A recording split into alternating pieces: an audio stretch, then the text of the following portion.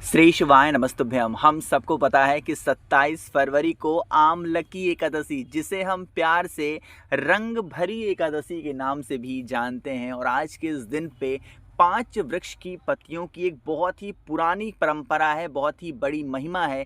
उसी की बात आज इस वीडियो में हम लोग करने वाले हैं, जो कि यह उपाय कल्याणेश्वर महादेव के नाम से करना है, ताकि होली से ठीक पहले पड़ने वाली एकादशी, रंग भरी की जो एकादशी है, इस उपाय को हमें करने से जो हमारी विशेष होती हैं, जो हमारी इच्छाएं होती हैं, वो बहुत जल्दी पूरी होती हैं, है ना। इसी की बात करने वाले हैं। बहुत ध्यान से वीडियो को सुनिएगा और समझने की कोशिश भी करिएगा, है ना। देखो इस स्क्रीन पर क्या दिख रहा होगा, बताओ जल्दी से। बहुत सारे वृक्ष दिख रहे हैं। क्या आपने नोटिस किया कि मैंने यहाँ पर कोई पेड़ का नाम नहीं लिखा है ना। ना आपको समझ में आ रहा होगा कि ये कौन कौन से पेड़ हैं। ये मेरा बताने का पर्पज़ ये है, मकसद ये है ना, कि आप किसी भी वृक्ष की 5 पत्ती ले सकते हैं, लेकिन एक ही वृक्ष की 5 पत्ती नहीं लेनी है।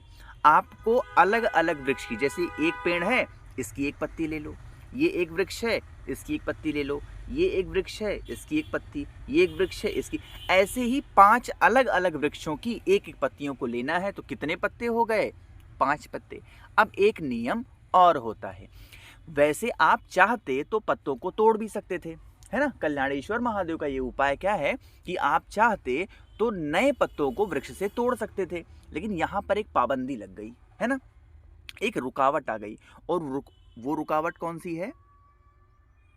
एकादशी। यानी कि भूल कर भी एकादशी के दिन हम व्रत हो या व्रत नहीं हो, किसी भी वृक्ष की टहनी, किसी भी वृक्ष की पत्ती, किसी भी वृक्ष की कोई भी शाखा को तोड़ नहीं सकते। अगर जाने अनजाने में भी आप किसी भी वृक्ष को तोड़ लेते हैं, पत्तों को, टहनियों को, फल को, फूल को, तो इससे आपको बहुत बड़ा दोष लगता है ना, और आपका वो व्रत सफल भी नहीं होता। सुना है आप लोगों ने बहुत बार। तो इसका तरीका क्या है? इसका तरीका ये है कि ज़रूरी नहीं है कि आप वृक्षों को, पत्तों को हाथ से तोड़े ही। किसी भी बड़े वृक्ष के नीचे आप जाओगे तो वहाँ पर आप लोगों को नीचे पड़े हुए पत्ते मिल जाएंगे। कोई भी आपको लगे कि हाँ ये नया पत्ता हो सकता है, जल्दी का गिरा हुआ है, उसको उठा लो और धुल लेना। अब एक पाबंदी आपके पास में और है। वो पाबंदी कौन सी है? कोई सा भी पेड़ हो सकता है, बस एक वृक्ष को छोड़ करके। वो कौन सा वृक्ष है? अरे बोलो भाई, कौन सा वृक्ष है? वो वृक्ष का नाम होता है माता तुलसी। तुलसी माता के पत्तों को छोड़ करके कोई से भी 5 वृक्ष को ले सकते हो, ठीक।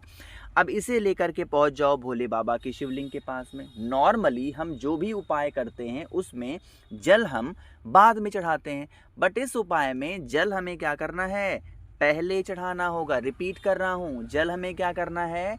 पहले चढ़ाना है। और जल वगैरह चढ़ाने के बाद में आप सभी को क्या करना होगा? जो भी मैंने आप लोगों को दिखाए हैं क्या पत्ते, उन पत्तों को एक एक करके भोले बाबा के शिवलिंग के ऊपर, ठीक ऊपर, कहीं और नहीं रखना है, ठीक ऊपर रखते जाओ।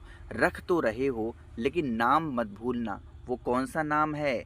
कल्याणेश्वर महादेव। क्या नाम है? कल्याणेश्वर महादेव। इस उपाय को मात्र कर लेने से आपके घर में, आपके परिवार में, आपकी फैमिली में कभी भी परेशानी, संकट, समस्या नहीं आने वाली है। घर में सुख, शांति, समृद्धि बनी रहेगी। बातें क्लियर हैं क्या? करिएगा ज़रूर।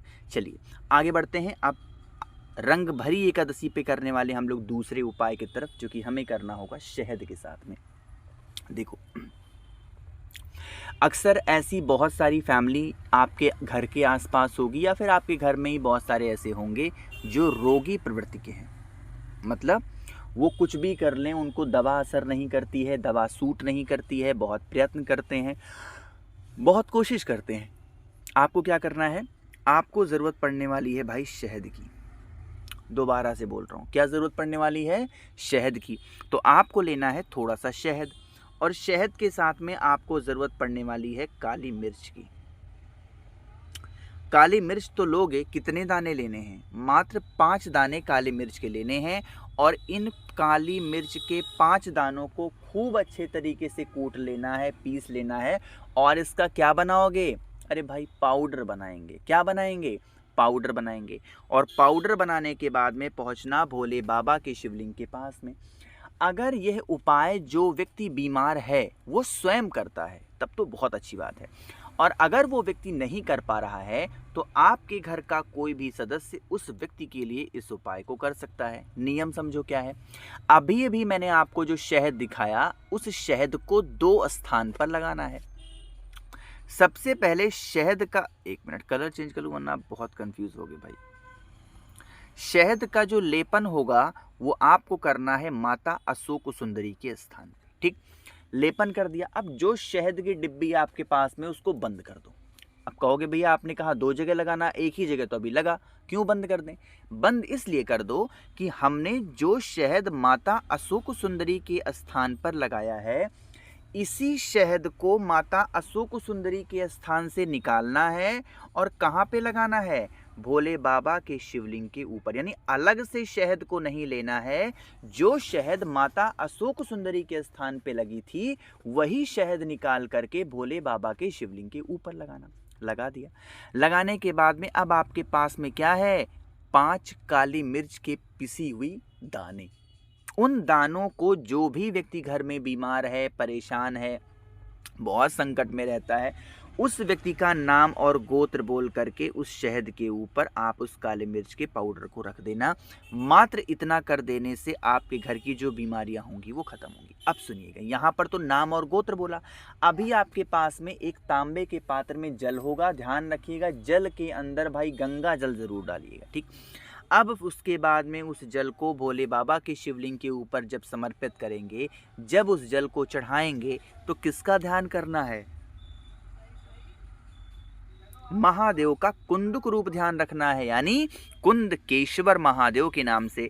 अगर आप इस उपाय को कर लेते हो तो इससे आपके घर में कभी बीमारियां प्रवेश नहीं करती हैं। ठीक है ना। चलिए, अब रंग भरी एकादशी का हम लोग तीसरे उपाय के बारे में बात करने जा रहे हैं, लेकिन उससे पहले एक छोटा सा काम कर दीजिए आप सभी लोग, वो है जल्दी से करेंगे वीडियो को लाइक। जिसने अभी तक चैनल को सब्सक्राइब नहीं किया, मेरी आवाज़ आप पहली बार सुन रहे हैं, चैनल को ज़रूर सब्सक्राइब करेंगे। ठीक है ना। चलो, और हाँ, शेयर भी कर दिया करो भाई आप लोग प्लीज़, क्योंकि क्या है ना कि जो यूट्यूब है ना वो हो गया है पागल। क्या हो गया है? पागल। ये नोटिफिकेशन वीडियो की आपके पास नहीं भेज रहा है ना, पागल जिसको बोलते हैं ना वैसे हो जाता है। तो कभी कभी इसको बीमारी होती है, बट इसकी बीमारी को आप दूर कर सकते हो। कैसे दूर करोगे? आप सुबह सो करके उठो, बेड से उठने ना पाओ और बेड पे लेटे लेटे सर्च कर लिया करो द नेचुरल प्लैनेट, तो जो नई वीडियोज़ होंगी वो आपको दिख जाया करेंगी। ठीक है ना। तो क्या करना है इस उपाय के लिए? हमें ज़रूरत पड़ेगी घी की। फ़ायदे क्या हैं? कष्ट है ना, कष्ट किसी भी रूप में हो, चाहे वो व्यापार को लेके हो, चाहे वो नौकरी को लेके हो, घी ले लिया। घी लेने के साथ ही साथ आपको ज़रूरत पड़ने वाली है काले तिल की, है ना। मैं आपको एक छोटी सी बात और बता दूं। जैसे कुछ लोगों की आदत होती है कि भोले बाबा के ऊपर कुछ भी चढ़ा दिया, मतलब जो भी चीज़ें आपके पास में हैं या फिर नहीं है तो चढ़ा दिया। लेकिन एक होता है काला तिल ना, ये काला तिल ऐसे नहीं चढ़ाया। जब कठिन से कठिन परिस्थिति आ जाए तो काले तिल का इस्तेमाल करो, या कोई विशेष तिथि पड़ जाए, विशेष दिन पड़ जाए तो इस्तेमाल किया करो। रेगुलर भोले बाबा के शिवलिंग के ऊपर काला तिल नहीं चढ़ाया जाता। ठीक है ना, इस चीज़ का भी ध्यान रखा करो। तो क्या करेंगे? थोड़ा सा काला तिल लेंगे, फिर तांबे का पात्र लेंगे भाई, इसके अंदर जल भरेंगे और काले तिल को जल के अंदर डाल दो। ठीक, अब इस कलश को लेकर के परेशानियां कहाँ हैं? कष्ट घर में ही तो हैं।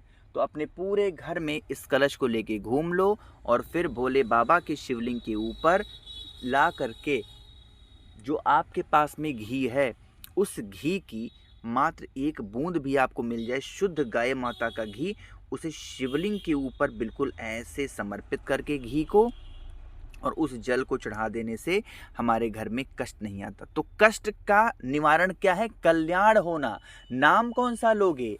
कल्याणेश्वर महादेव। ठीक है ना, करिएगा ज़रूर। चलिए आगे बढ़ते हैं सबसे आखिरी उपाय की तरफ, जो कि ये हमारे विशेष के लिए हैं, हमारी इच्छाओं की पूर्ति के लिए हैं। इससे इजी उपाय, इससे आसान उपाय नहीं हो सकता। 2 काम करने हैं।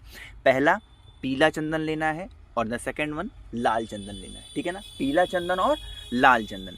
इस पीले चंदन और लाल चंदन को आप इन तीनों पत्तों पे लगाओगे। मतलब लाल चंदन को बड़े पत्ते पे और जो आपके पास में पीले चंदन है उनको इन दोनों छोटे छोटे पत्तों पे लगाएंगे।